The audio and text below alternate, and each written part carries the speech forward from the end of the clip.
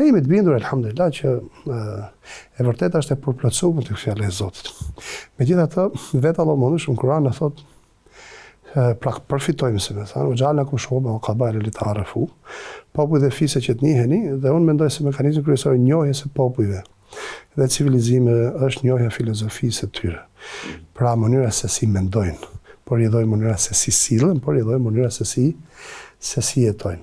Tauhidi, pra këtu konstatova akoma më tepër, do më lejosh vetëm pak sekonda. Patjetër. Tauhidi është burimi dhe boshti i ekzistencës së civilizimit islam, pra fjala la ilaha illallah. Edhe është tamam ai delli me fjalë dhe shtylla kurrizore e tij, po edhe ai palca e ashtit të tij. Në momentin që ti heq fjalën la ilaha illallah nga jeta muslimanit, është ngelet si një pemë industriale ose si skelet kockorme, ose si trupi mumizuar.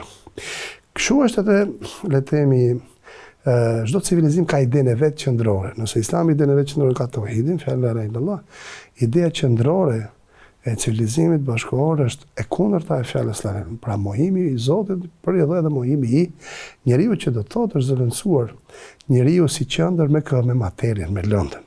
Pra gjithçka buron nga lënda, edhe njeriu buron nga lënda, por edhe zhvillimi i tij buron nga lënda. Dhe kjo është me ideja kryesore e këtij civilizimi, por i dhoj vetëm kështu mund të shpjegojmë sjelljen e njeriu të bashkëkohor, por i dhoj mund të arrijmë të sintetizojmë edhe zgjidhjen kuranore për këtë aktualitet. Dhe për mendimin tim, sfida kryesore e jonë si musliman, dhe tashmë veçanërisht me zhvillimet e fundit që kanë ndodhur në botë, është kuptuar përfundimisht se edhe kjo ide ka vdekë, pra ideja qendrore e civilizimit bashkëkohor, tashmë edhe ajo është shkërmoj, sepse nuk është më në gjendje t'i ofrojë njeriu asnjë gjë. Pra njeriu e pakta për 2 shekuj u mundua që të shpjegoj veten nëpërmjet lëndës.